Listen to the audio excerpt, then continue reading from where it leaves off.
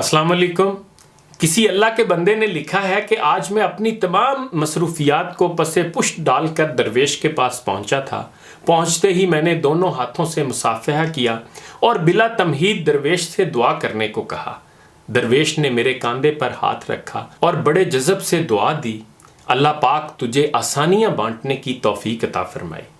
میں نے حیرت سے درویش سے کہا، حضرت الحمدللہ ہم مال پاک کرنے کے لیے ہر سال وقت پر زکوٰۃ نکالتے ہیں، بلاؤں کو ٹالنے کے لیے حسب ضرورت صدقہ بھی دیتے ہیں، اس کے علاوہ ملازمین کی ضرورتوں کا بھی خیال رکھتے ہیں۔ ہماری کام والی کا ایک بچہ ہے جس کی تعلیم کا خرچہ ہم نے خود اٹھا رکھا ہے۔ اللہ پاک کی توفیق سے ہم تو کافی آسانیاں بانٹ چکے ہیں۔ درویش تھوڑا سا مسکرایا اور بڑے دھیمے اور میٹھے لہجے میں بولا، میرے بچے، سانس، پیسے، کھانا، یہ سب تو رزق کی مختلف قسمیں ہیں، اور یاد رکھو رازق اور الرزاق صرف اور صرف اللہ تعالیٰ کی ذات ہے، تم یا کوئی اور انسان یا کوئی اور مخلوق نہیں۔ تم جو کر رہے ہو اگر یہ سب کرنا چھوڑ بھی دو تو اللہ تعالیٰ کی ذات یہ سب فقط ایک ساتھ میں سب کو عطا کر سکتی ہے۔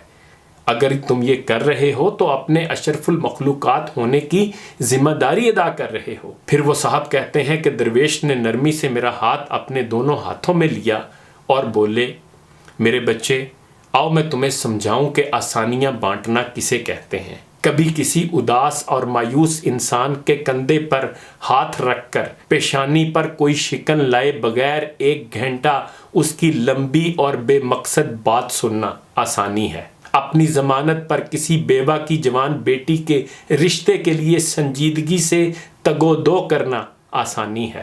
صبح دفتر جاتے ہوئے اپنے بچوں کے ساتھ محلے کے کسی یتیم بچے کو اسکول لے جانے کی ذمہ داری لینا یہ آسانی ہے۔ اگر تم کسی گھر کے داماد یا بہنوئی ہو تو خود کو سسرال میں خاص اور افضل نہ سمجھنا یہ بھی آسانی ہے۔ غصے میں بکھرے کسی آدمی کی کڑوی کسیلی اور غلط بات کو نرمی سے برداشت کرنا یہ بھی آسانی ہے۔ چائے کے کھوکھے والے کو اوئے کہہ کر بلانے کی بجائے بھائی یا بیٹا کہہ کر بلانا بھی آسانی ہے۔ گلی محلے میں ٹھیلے والے سے بحث مباحثے سے بچ کر خریداری کرنا یہ بھی آسانی ہے۔ تمہارا اپنے دفتر، مارکیٹ یا فیکٹری کے چوکیدار اور کم آمدن والے ملازمین کو چھوٹا نہ سمجھنا، انہیں سلام میں پہل کرنا، دوستوں کی طرف گرم جوشی سے ملنا، کچھ دیر رک کر ان سے ان کے بچوں کا حال پوچھنا یہ بھی آسانی ہے۔ ہسپتال میں اپنے مریض کے برابر والے بستر کے انجان مریض کے پاس بیٹھ کر اس کا حال پوچھنا اور اسے تسلی دینا یہ بھی آسانی ہے۔ ٹریفک اشارے پر اپنی گاڑی کے آگے کھڑے شخص کو ہارن نہ دینا جس کی موٹر سائیکل بند ہو گئی ہو، سمجھو تو یہ بھی آسانی ہے۔ پھر وہ صاحب کہتے ہیں کہ درویش نے شفقت سے میرے سر پر ہاتھ پھیرا اور سلسلہ کلام جاری رکھتے ہوئے دوبارہ متوجہ کرتے ہوئے کہا، بیٹا جی، تم آسانی پھیلانے کا کام گھر سے کیوں نہیں شروع کرتے؟ آج واپس جا کر باہر دروازے کی گھنٹی صرف 1 مرتبہ دے کر دروازہ کھلنے تک انتظار کرنا۔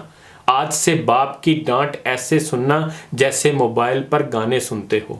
آج سے ماں کی پہلی آواز پر جہاں کہیں ہو فوراً ان کے پاس پہنچ جایا کرنا۔ اب انہیں تمہیں دوسری آواز دینے کی نوبت نہ آئے۔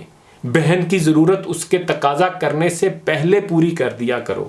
آئندہ سے بیوی کی غلطی پر سب کے سامنے اس کو ڈانٹ ڈپٹ مت کرنا۔ سالن اچھا نہ لگے تو دسترخوان پر حرف شکایت بلند نہ کرنا۔ کبھی کپڑے ٹھیک استری نہ ہوں تو خود استری درست کر لینا۔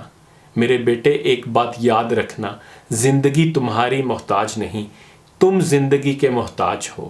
منزل کی فکر چھوڑو، اپنے اور دوسروں کا راستہ آسان بناؤ، انشاءاللہ منزل خود ہی مل جائے گی۔ آئیں صدقے دل سے دعا کریں کہ اللہ تعالی ہم سب کو آسانیاں بانٹنے کی توفیق عطا فرمائے۔ انہی گزارشات کے ساتھ اجازت چاہوں گا، اپنا خیال رکھیے گا، اللہ حافظ۔